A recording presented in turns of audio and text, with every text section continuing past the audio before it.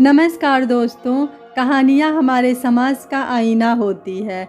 समाज में हो रही घटनाओं को हमारे सामने उजागर करती हैं। हर कहानी हमें कुछ ना कुछ सिखाती है। सभी कहानियों में हमारे लिए कुछ सीख छिपी होती है। तो चलिए आज की कहानी शुरू करते हैं और इस कहानी से भी कुछ सीख लेते हैं। आज की कहानी है बहू। बेटियों की माँ बाप के प्रति कोई जिम्मेदारी नहीं होती है, चुपचाप ससुराल वालों की सेवा करो। 100 बातें चल रही थी इस वक्त शालिनी के दिमाग में। बहुत तेजी से और उतने ही तेजी से चल रहे थे उसके हाथ सिंक में भरे बर्तनों पर। मोबाइल की घंटी से तंद्रा टूटी। जतिन ने आवाज़ लगाई, नलिनी का फ़ोन है।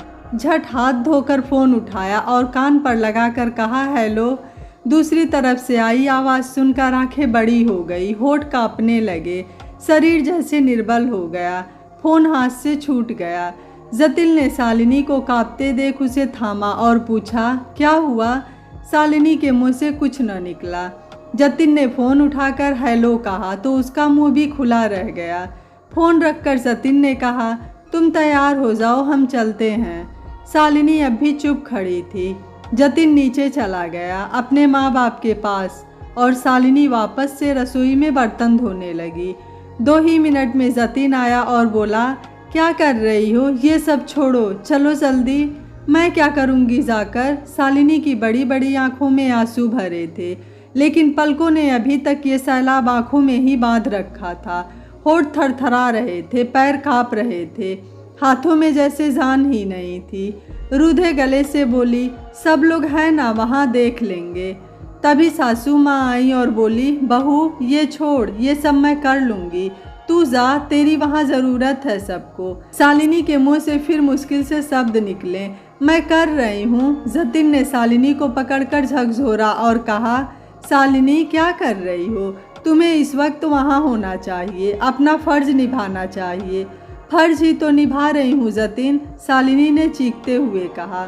फ़र्ज ही निभा रही हूँ, बहू होने का फ़र्ज निभा रही हूँ, मैं अच्छे से निभा रही हूँ। उसकी सास ने कहा, बेटी होने का फ़र्ज भी निभा ले। बेटी होने का अब कौन सा फ़र्ज निभाऊँ मम्मी जी? अब कोई फ़र्ज नहीं बचा।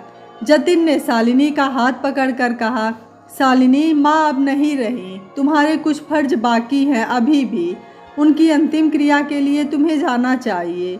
शालिनी ने कहा, वही तो कह रही हूँ जतिन, माँ अब नहीं रही, चली गई सब छोड़कर, मुझे छोड़कर। माँ मर गई हैं अब जतिन, माँ मर गई हैं।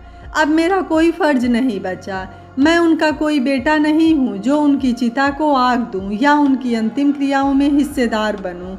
मैं उनकी बेटी हूँ। मेरा अब कोई फ़र्ज नहीं जतिन, कोई फ़र्ज नहीं, कोई कर्तव्य नहीं। और शालिनी फूट फूट कर रोने लगी। जतिन ने शालिनी को संभालना चाहा, लेकिन शालिनी ने उसका हाथ झटक दिया और कहा, मेरा फ़र्ज याद दिला रहे हैं आप लोग? आज जब मेरी माँ चली गई सब छोड़कर, तब मुझे फ़र्ज निभाने को कह रहे हैं। जब तक वो जिंदा थी क्या तब तक मेरा कोई फ़र्ज नहीं था? 4 साल, पिछले 4 सालों से वो कैंसर से लड़ रही थी। लाखों रुपए खर्च हुए हैं उनके इलाज पर, लेकिन मैंने कभी 100 रुपए भी नहीं रख पाए पापा के हाथ में मदद के लिए। क्यों? क्योंकि मेरे खुद के हाथ में पैसे नहीं हैं। और तुमसे मांगे थे जब मैंने जतिन, तो तुमने तारीख पूछी थी जब पापा पैसे वापस करेंगे। क्या तब मेरा कोई फ़र्ज नहीं था? तब भी तो नहीं निभाया ना मैंने कोई फ़र्ज। लेकिन तब आप लोगों ने मुझे क्यों नहीं कहा फ़र्ज निभाने को? जतिन और उसके माँ बाप हैरानी से शालिनी को देख रहे थे। शालिनी ने आगे कहा, पिछले 4 महीनों से माँ बेड पर हैं। उनके काम, उनके घर के काम सब पापा अकेले कर रहे हैं। मैं बस मेहमान की तरफ जाती हूँ और उन्हें देखकर 1 घंटे में वापस आ जाती हूँ। एक दिन भी वहाँ रुककर मैंने माँ की कोई सेवा नहीं की, पापा का किसी काम में हाथ नहीं बटा पाई। क्या तब मेरा कोई फ़र्ज नहीं था? 7 महीने का गर्भ लेकर मेरी विधवा बहन 4 हफ्ते से माँ की सेवा कर रही है। अपने दुख को, अपनी तकलीफ़ों को किनारे रख वो अपना फ़र्ज निभा रही है। और मैं, तब भी तो आप लोगों ने मुझे मेरा फ़र्ज याद नहीं दिलवाया। 4 दिनों से भर्ती थी माँ अस्पताल में, ज़िंदगी और मौत के बीच जूझ रही थी। कितनी बार जतिन, कितनी बार मैंने कहा था चलो माँ से मिल आते हैं, माँ को देख आते हैं, लेकिन तुमने मना कर दिया क्योंकि मम्मी जी बीमार हैं, बहुत बीमार। मम्मी जी को क्या हुआ है? गैस हुई है, उनकी सेवा करनी है, उनकी देखभाल करनी है। वही तो फ़र्ज़ है ना मेरा, वही तो कर रही हूँ ना जतिन। फिर कोई और फ़र्ज़ निभाने को क्यों कह रहे हो? वो जिसका फ़र्ज़ है वो निभा देगा जतिन। माँ चली गई हैं, मेरा अब कोई फ़र्ज़ नहीं बचा जतिन, कोई फ़र्ज़ नहीं बचा। शालिनी की रुलाई नहीं रुकी, लेकिन जतिन की गर्दन शर्म के मारे झुक गई। शालिनी की सास ने कहा, हम तो कह रहे हैं ना जाने को, अब अभी जाकर क्या फ़ायदा मम्मी जी? शालिनी ने उनकी बात काटते हुए कहा, अभी जाकर क्या फ़ायदा? हम भोज वाले दिन चलेंगे ना, उसी दिन फ़ायदा है जाने का। गरम गरम पकवान खाकर आ जाएंगे 2-3 घंटे में, जैसे नलिनी के पति की मौत में गए थे। शालिनी के शब्दों में दुख के साथ गुस्सा भी था। उसकी सास चुप हो गई। उसके ससुर ने कहा, देख हमने तो कह दिया जाने को, अब अगर तुझे नहीं जाना तो तेरी मर्जी। जतिन ने कहा, आप दोनों चुप रहो थोड़ी देर। उसने शालिनी को पकड़कर उठाया और गाड़ी में ले जाकर बैठा दिया। शालिनी आंखों में आंसू लिए माँ के साथ बिताए पलों को याद करके बस रोए जा रही थी। गाड़ी घर के पास रुकी। काफ़ी लोग जमा थे घर के बाहर। शालिनी गाड़ी से उतरी और अंदर की तरफ गई। बरामदे में माँ का बेजान शरीर पड़ा था, जिसे देखते ही शालिनी जोर से चीख कर रो पड़ी और वहीं माँ के पैरों के पास बैठ गई। माँ, मैं आ गई हूँ माँ, अपने फ़र्ज़ निभाने, अपने आखिरी फ़र्ज़ निभाने आ गई हूँ माँ। एक अच्छी बेटी का ढोंग करने आ गई हूँ। एक दिन ना आपकी सेवा की, ना एक पैसे की मदद की इलाज में, लेकिन आज आपके बेजान शरीर पर 4 आंसू गिराकर अपना फ़र्ज़ निभाने आई हूँ माँ। मैं आ गई हूँ माँ, मैं आ गई हूँ। शालिनी की आवाज़ सुन नलिनी उसके पास आई और उसके सीने से लगकर रोने लगी। शालिनी ने नलिनी को देखा तो उसे लगा उसका कलेजा फट जाएगा। 7 महीने की गर्भवती जब वो खुद थी तो उसका चेहरा कैसे चमकता था और नलिनी कैसी हो रखी थी। चेहरे और पैरों में सूजन, होठ सूखे हुए, आंखें लाल। उसे देख शालिनी डर गई, कहीं नलिनी के बच्चे को कुछ हो न जाए।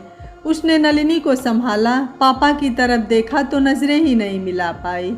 माँ के अंतिम संस्कार की तैयारियां होने लगी और शालिनी बैठी बैठी माँ पापा के निभाए फ़र्ज और अपने निभाए फ़र्ज गिनती रही।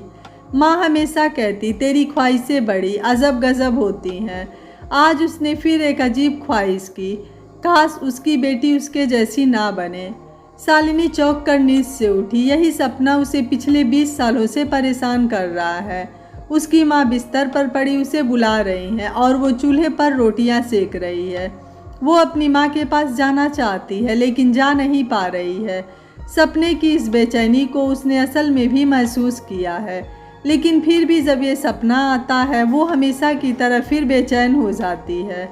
आज भी उसी बेचैनी से उसकी नींद खुली है। शरीर पसीने से भीगा है और सीने में दर्द महसूस हो रहा है। तेजी से बढ़ते बढ़ते दर्द बाई बाजू में चला गया है। जतिन को आवाज़ लगाना चाहा, लेकिन गले से जैसे आवाज़ ही नहीं निकल रही थी। किसी तरह हाथ बढ़ाकर जतिन को हिलाया तो उसकी नींद खुली। शालिनी को इस हालत में देख जतिन झट से उठा और उसे हॉस्पिटल लेकर भागा। डॉक्टर ने बताया दिल का दौरा है, सर्जरी करनी पड़ेगी। जतिन ने हामी भर दी। ऑपरेशन थिएटर में जाते समय शालिनी ने जतिन से कुछ कहना चाहा। जतिन उसके पास गया तो शालिनी के मुँह से बस इतना निकला, गुनगुन। शालिनी की जब आंखें खुली तो वो अस्पताल के बिस्तर पर थी और दुनिया भर की मशीनों से घिरी हुई थी। उसके सामने जतिन और गर्वित उसका बेटे खड़े थे। उन्हें देख वो हल्का सा मुस्कुराई, चारों तरफ नज़रें घुमाकर देखा और फिर आंखें बंद कर गहरी सांस ली। जतिन ने उसके सर पर हाथ फेरते हुए कहा, क्या हुआ? शालिनी ने आंखें खोली और हल्का सा मुस्कुराते हुए बोली, जानते हो जतिन, 20 सालों से ज़्यादा वक्त बीत गया और मेरी एक अजीब सी ख्वाहिश थी, लेकिन वो आज भी पूरी नहीं हुई। जतिन ने पूछा, कौन सी ख्वाहिश? शालिनी ने गहरी सांस लेते हुए कहा, मैं चाहती थी कि मेरी बेटी मेरी जैसी ना बने, लेकिन देखो ना, वो भी मेरी जैसी ही बन गई। मैं आपके जैसी नहीं हूँ माँ। पीछे से आई आवाज़ से सबने मुड़ कर देखा तो गुनगुन खड़ी थी। शालिनी की बेटी। उसने कहा, मुझे नहीं बनना आपके जैसा, समझी माँ। गुनगुन को देख शालिनी की आंखों में आंसू आ गए। गुनगुन ने जतिन के हाथों में कुछ कागज़ रखते हुए कहा, पेमेंट करा दी मैंने पापा, आप चिंता मत करना, और अब आप लोग घर जाओ, मैं हूँ माँ के पास। शालिनी ने कहा, पर घर पर सब लोग और हर्षित क्या? गुनगुन ने शालिनी की आंखों में आए आंसू पोंछते हुए कहा, सब कुछ बाद में, सबसे पहले आप माँ। आप मेरी आइडल हो माँ, मैं आपके जैसा बनना चाहती हूँ, लेकिन सिर्फ इस मामले में नहीं, क्योंकि मेरे लिए मेरी जन्मदात्री सबसे पहले, बाकी सब बाद में। शालिनी की आंखों से झरझर आंसू बहने लगे और उसने अपनी बेटी को गले लगा लिया और वह सोचने लगी कि काश मैंने भी इतनी हिम्मत दिखाई होती तो आज पश्चाताप की अग्नि में नहीं जल रही होती। दोस्तों, हर रिश्ते की अपनी अलग अहमियत होती है।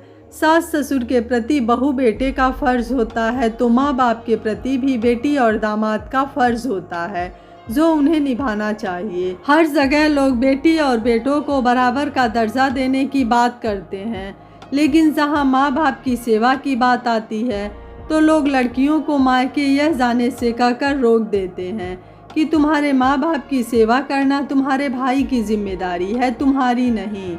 जब माँ बाप ने अपने दोनों बच्चों की परवरिश, पढ़ाई लिखाई में कोई भेदभाव नहीं किया, तो आज माँ बाप की सेवा में भेदभाव क्यों? बेटा हो या बेटी, सभी के लिए पहले अपने जन्मदाता और जन्मदात्री होने चाहिए, बाकी सब बाद में। आपकी इस बारे में क्या राय है? आप मुझे अपनी राय कमेंट बॉक्स में ज़रूर दीजिएगा। वीडियो पसंद आया है तो वीडियो को लाइक करें, शेयर करें एंड चैनल को सब्सक्राइब करें।